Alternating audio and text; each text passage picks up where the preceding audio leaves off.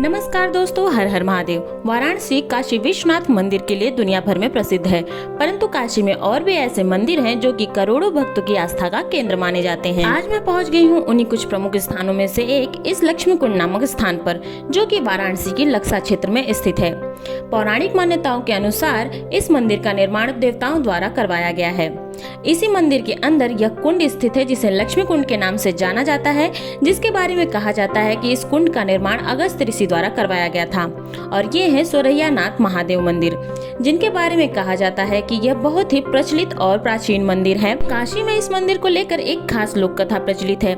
जो भी महिलाएं 16 दिनों का उपवास रखकर विधि विधान से पूजा करती हैं, उनकी सभी मनोकामनाएं पूर्ण होती है। सितंबर से अक्टूबर माह में यहाँ पर 16 दिन का सोरैया नामक मेला लगाया जाता है। 16 दिनों तक चलने वाला यह मेला 15 सितंबर को मां के भव्य श्रृंगार के साथ समाप्त होगा।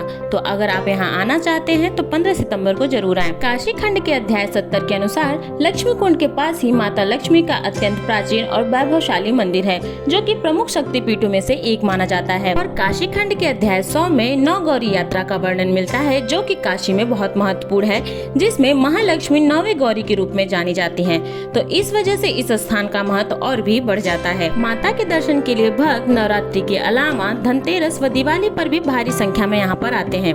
माता के प्रांगण में अन्य देवी देवताओं की मूर्तियां भी स्थापित हैं। इस वजह से इस मंदिर का महत्व और बढ़ जाता है। यहाँ पर जीवित पुत्रिका माता का इकलौता मंदिर भी बनारस में देखने को मिलता है। काशी खंड के अनुसार इस शक्तिपीठ को अन्य शक्तिपीठों में सबसे शक्तिशाली माना जाता है।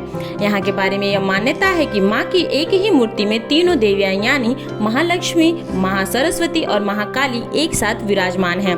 माँ की प्रतिमा अत्यंत भव्य और अलौकिक है। माँ के दर्शन के लिए भक्तों की ये भारी भीड़ देखकर आप ये आसानी से अंदाजा लगा सकते हैं कि लोगों में माँ के लिए श्रद्धा कितनी है। 16 दिनों के चलने वाले इस विधि विधान से पूजन व्रत में मैंने भी माँ के प्रति श्रद्धा की डुबकी लगाते हुए माँ का विधिवत पूजन किया, उनसे अपने लिए आशीर्वाद मांगा तथा पंडित जी द्वारा मुझे उनके प्रसाद स्वरूप नारियल और माला भी दिया गया, जिसको पाके मैं बहुत खुश थी।